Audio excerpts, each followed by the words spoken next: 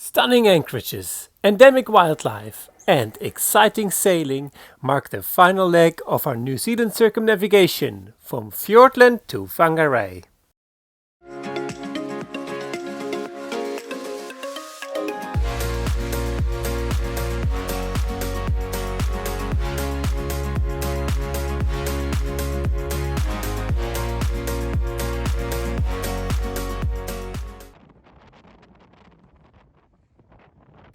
It's sunny and calm weather when we reach Fiordland, the region with a reputation for stormy and rainy weather. The first fjord we visit is Dusky Sound, one of the many fjords here.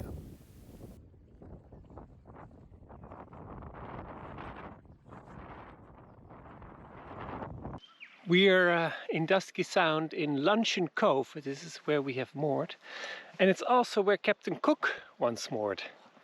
It's a small, very protected bay.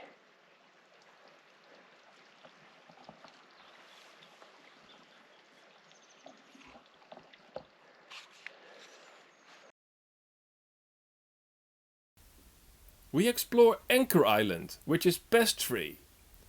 Indigenous birds thrive here.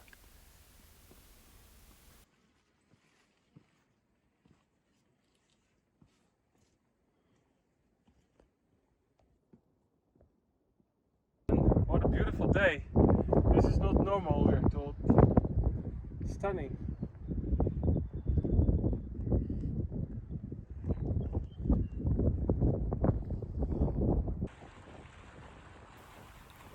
The next day we venture to the head of Dusky Sound.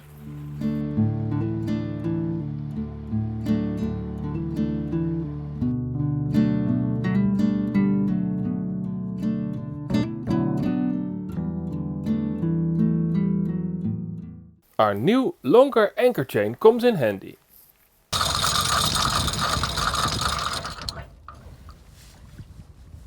That's it. How many chain? I think we're actually at 90. And how deep is it? It's 20 meters deep, so plenty. Plenty.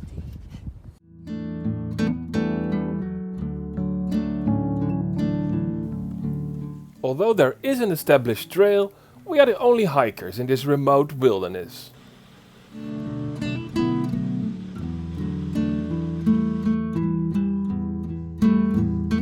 What a unique bridge. It's the first time we've done this, so let's see.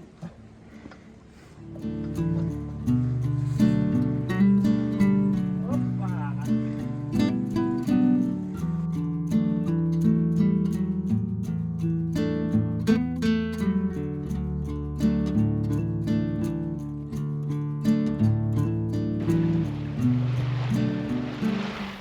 We use a southerly wind to sail north to the next fjord. This time we're not alone. Bottlenose dolphins, the world's southernmost pod, accompany us.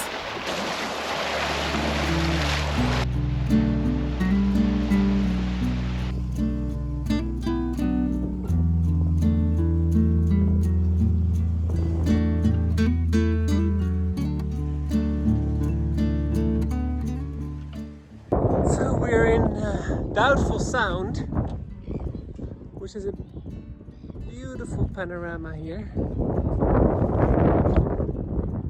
Our anchor is there, and in the back we are tied to a line. And Ivar's just tightening our line that goes to that line.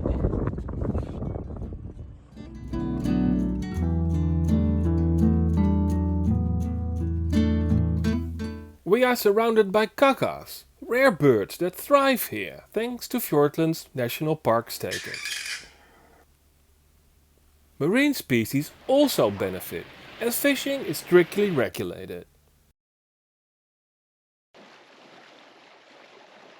Maori worldview that we humans are the guardians of nature is the basis for this protection, as symbolized by traditional signs.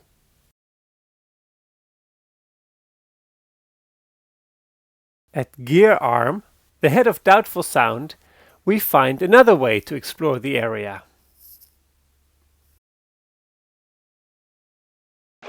We are doing a kayaking expedition. at the head of gear arm of Doubtful Sound.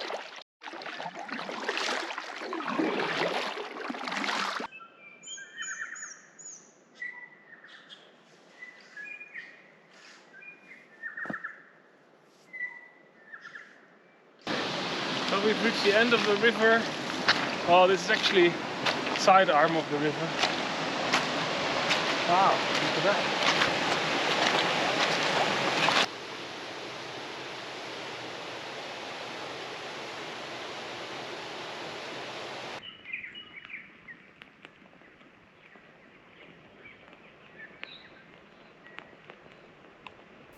But then the weather turns to normal. It reminds us how dependent we are on the weather for our next leg, a 400-mile passage along the exposed west coast. We're sailing in more typical Fiordland weather. I guess it's raining here all the time, except for a few lucky days that we recently had. But the good news is there's wind from the south, so we're using that to sail as far north as we can. Probably all the way to Golden Bay. Okay. Oh, this is bye-bye Fiordland. We've seen the best of you. And it's time to go. We can't let this weather window pass. The weather forecast is favorable, so we decide to skip the other fjords and go for it. Will we make it to the top of the South Island?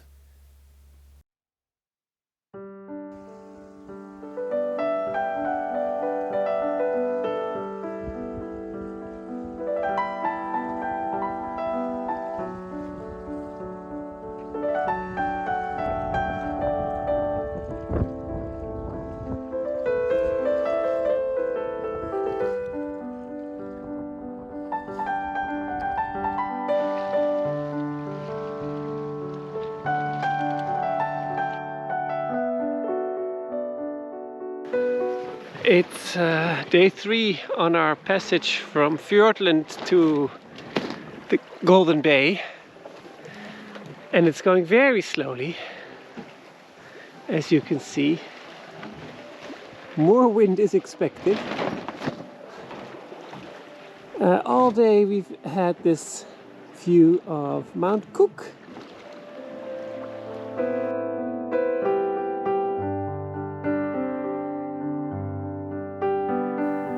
After 4 days of light winds, we finally reached the top of the South Island. We are relieved that no depressions hit us along the way, and thrilled that a westerly wind kicks in just as we turn eastward. We decide to sail on to Wellington. So we're now near Golden Bay, or Farewell Spit, and we're very lucky to have this wind with us on our way to Wellington. This is where Abel Tasman anchored centuries ago. You can just make out Farewell Spit.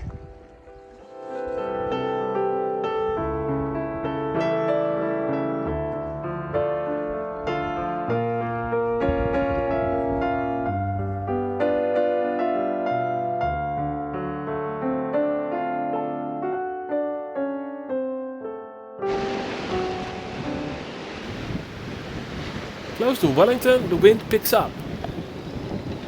Thanks to the current, we set a new speed record.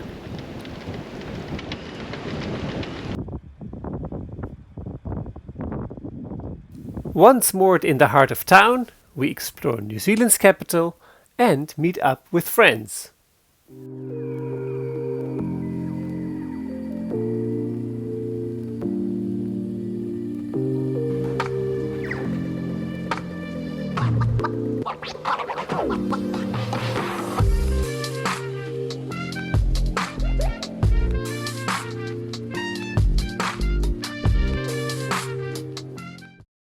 The wind is good, so it's time to leave Wellington again.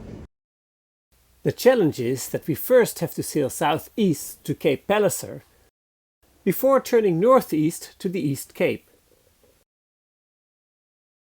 Yes, we have the last bit of northerlies.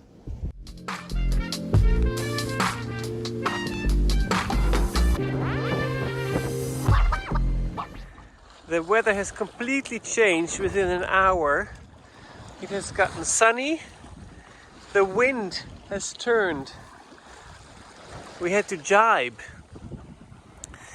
And couldn't be at a better time. There's Cape Palliser over there that we still need to round. Our plan worked! The new wind pushes us around Cape Palliser and is perfect for sailing northeast.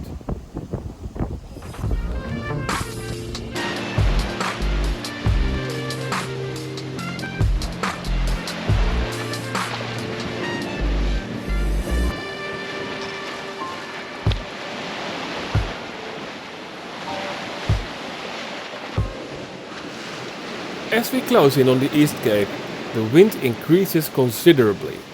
On just the reefed mainsail, Lucy surfs the waves.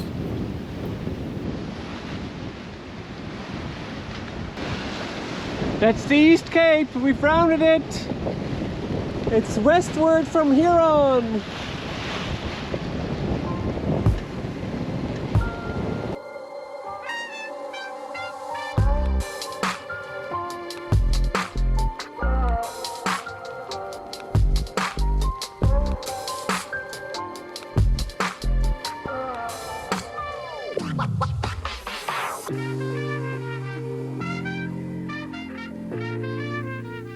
With Lucy safely at anchor, we can stretch our legs on the Coromandel Peninsula.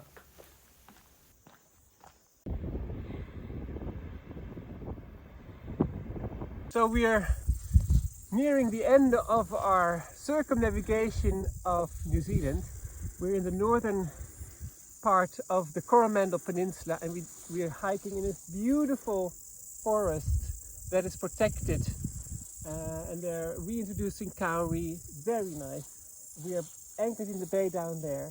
And over here you see our next destinations. Great Barrier Island there. And then behind Little Barrier Island you even see Whangarei heads. And to the left is the Firth of Thames.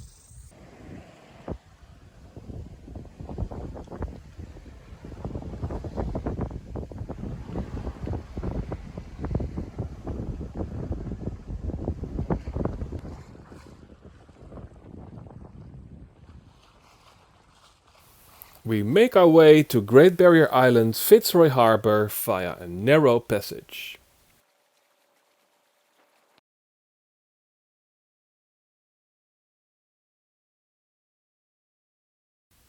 The island is a hiker's paradise, so we sport our hiking shoes once again, despite the questionable weather.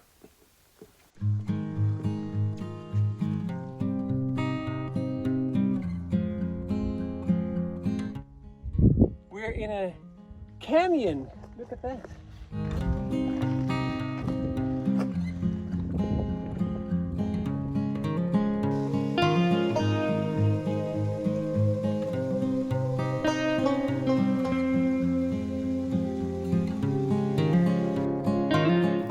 Kauri trees were once killed on a massive scale. Nowadays they are protected and young ones have been planted. Full of kauri.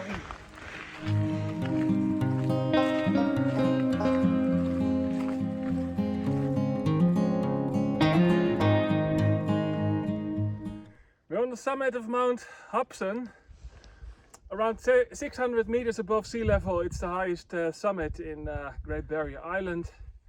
And as you can see, the sun doesn't always shine in New Zealand, but the hike through the protected forest with all the young kauri was simply stunning. Check out the stunning view too. Wow. We make it back on board before a big storm hits.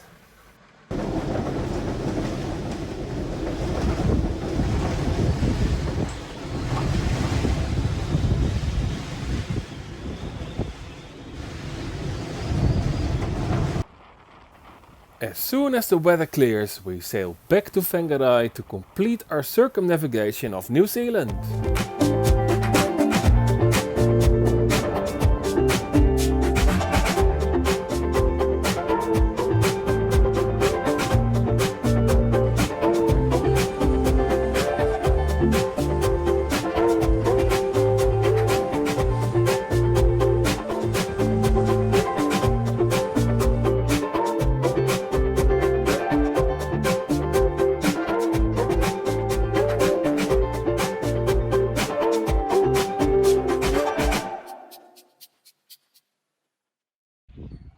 Did you like this video? and want to see more, subscribe to our YouTube channel, like us on social media,